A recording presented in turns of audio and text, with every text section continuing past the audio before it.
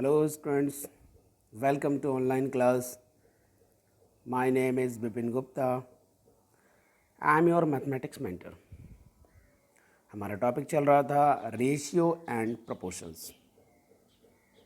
Okay, तो कुछ numericals इसके सॉल्व करते हैं इस लेक्चर में. न्यूमेरिकल नंबर 8 जो आज की क्लास का फर्स्ट न्यूमेरिकल है, क्या लिखा हुआ है? If the ratio between 8 and 11 is the same as the ratio of 2x minus y to x plus 2y. Find the value of 7x over 9y. तो मेन टारगेट को अगर आप फोकस करते हो, मेन टारगेट को अगर आप focus कर रहे हो तो x ओवर y टारगेट हो गया, 7 ओवर 9 को बाद में मल्टीप्लाई कर देंगे. ओके, तो आप समझ गए होंगे. जो रेशियो गिवन था 8 ओवर 9 वो मैंने लिखा, किनके बीच में था वो भी मैंने लिख दिया. ना cross multiply 8x plus 16y is equal to 22x minus 11x. y को एक साथ, x को एक साथ, 27y is equal to 14x. ना 27 over 14 is equal to x over y. यही टारगेट था. ये कटिंग नहीं हो सकती है, 27 से 14 आपस में कट नहीं होते, इसको वैसे ही लिखा. अब target is 7x over 9y. 7 over 9 की मल्टीप्लाई कर दी दोनों साइड हमने. जो टारगेट था वो दिखने लगा. जो टारगेट की वैल्यू है 7 14 कट हो जाएगा, 2 आ जाएगा डिनोमिनेटर में, 9 27 कट हो जाएगा, नोमिनेटर में 3 आ जाएगा. ठीक है, तो न्यूमेरिकल आपका सॉल्व हो गया. अब हम आगे चलते हैं नेक्स्ट पार्ट की ओर. नाउ न्यूमेरिकल नंबर 9 जो आज के क्लास का सेकंड न्यूमेरिकल है. भाई इस न्यूमेरिकल में क्या है? तो हम देखेंगे divide ₹1290 into 3 parts A, B, C such that A is the 2/5 of B and B is to C is equal to 4:3. कहने का मतलब क्या है कि जो A की वैल्यू है वो 2 ओवर 5 इंटू बी है. तो हम इसको अगर रेशियो में लिखना चाहें तो A over B, left side ला सकते हैं B को, और राइट साइड में 2 ओवर 5 मिल जाएगा, तो उसको रेशियो में लिख दिया A रेशियो B और 2 5. ठीक है. दूसरा पार्ट आपको BC 4/3 मिला था.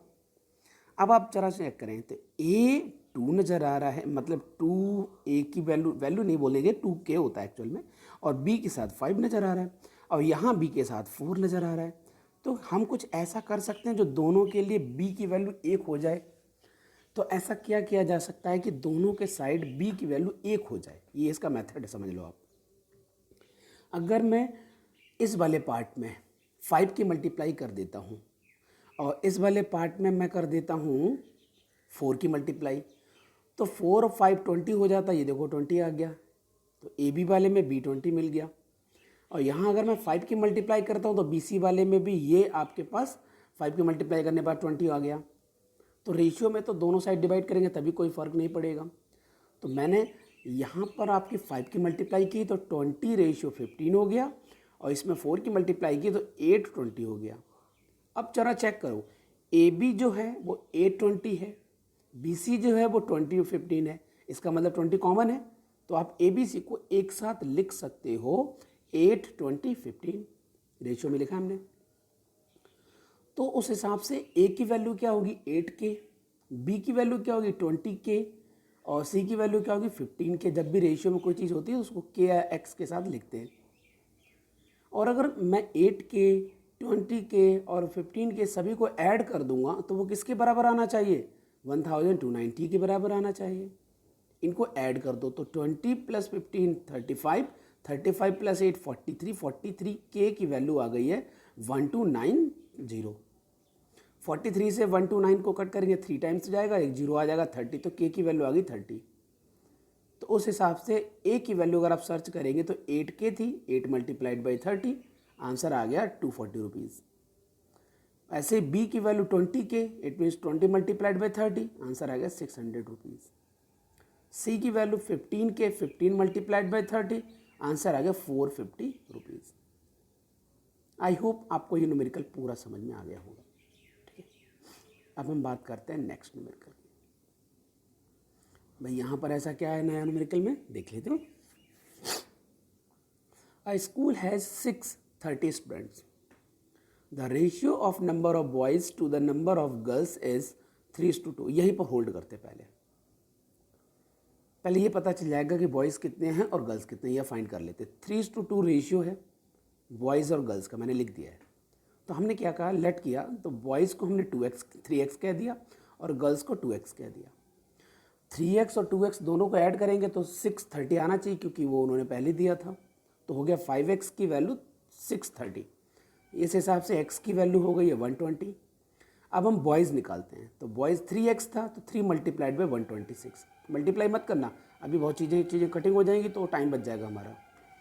गर्ल्स 2 इंटू 126 हो गया। अब अपनी बात पर आते हैं, फिर से आगे बढ़ते हैं। दिस रेशियो चेंजेस, यहाँ से बढ़ो आप। This ratio changes to 7:5 after the addition of 90 new students. मतलब बॉयज़ और गर्ल्स में 90 हम ऐड कर देंगे तो रेशियो चेंज हो जाएगा, 7:5 हो जाएगा। ये हुआ condition. Find the number of newly admitted boys. तो हमने क्या किया, x मान लिए, न्यूली एडमिटेड बॉयज़ को x मान लिया। बॉयज़ तो नॉमिनेटर में लिखे थे, तो बॉयज़ मेरे पास हैं कितने, 3 मल्टीप्लाइड में 126, तो उसमें हमने x को ऐड किया तो टोटल हो गए बॉयज़। अब मुझे गर्ल्स में देखना है, तो 2 इंटू 126 आपके पास गर्ल्स थी पहले, तो उसमें गर्ल्स अब ऐड कितनी होंगी, 90 माइनस x, क्योंकि x आपके बॉयज़ अगर होंगे, लेट किया है, तो शेष जो बचेंगे, जो बाकी के अमाउंट बचेगा वो 90 माइनस x ही होगा। ठीक है, तो 90 माइनस x की जो वैल्यू आएगी वो गर्ल्स की वैल्यू आएगी, नंबर ऑफ गर्ल्स की। अब की बार उसका रेशियो होगा 7/5। हमने क्या किया, क्रॉस मल्टीप्लाई किया, तो 3 मल्टीप्लाइड बाई 5 तो 15 हो गया, 15 126, फिर हो गया 5x। दूसरी साइड अगर देखते हैं तो 7 2 14 126 मल्टीप्लाई है, और फिर प्लस के साथ में क्या है, इस ब्रैकेट को ओपन करेंगे तो 9 7 63 630 और माइनस 7x। x वाले पार्ट को एक साथ ले आओ तो ये हो जाएगा 12x, और यहाँ लिखा है 15 126 और यहाँ लिखा है 14 126। अगर मैं इसको लेफ्ट साइड लेके आऊँगा तो 1 इंटू 126 मिलेगा, तो खाली मैंने 126 लिख दिया। ये स्मार्ट वर्क है, समझ गए। फालतू के मल्टीप्लाई करते कितना टाइम लगता है, सब्ट्रैक्ट करते गलती हो सकती थी, और अब तो सीधा सीधा दिख रहा है। दूसरे सिनेरियो में 12x नज़र आ रहा है, 630 आपके पास है ही। 12x की वैल्यू 126 अगर 630 से निकालोगे तो 504 आ जाएगा। 12 से कटिंग करोगे 42 आ गया, तो x की वैल्यू 42 आ गई। यही हमने बोला था कि न्यूली बॉयज़ फाइंड करने, तो आ गए आपके पास 42। ठीक है, तो आई होप ये आपको पार्ट समझ में आ गया होगा। अब हम चलते हैं नेक्स्ट न्यूमेरिकल पर। न्यूमेरिकल नंबर 11th क्या लिखा है, what quantity must be subtracted from the each term of the ratio 9:17 to make it equal to 1:3। 9/17 में मैंने माना कि लेट x सब्ट्रैक्ट किया है। ठीक है, वो अपनी लैंग्वेज में लिख लेना, देखो मैंने लिखा नहीं है। तो 9 minus x over 17 minus x, new result is 1/3।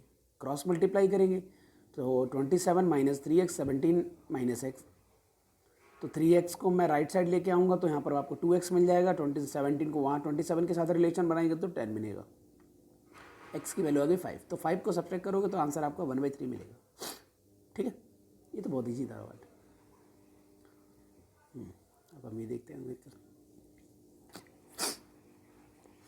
The monthly pocket money of Ravi and Sanjeev are in the ratio 5:7।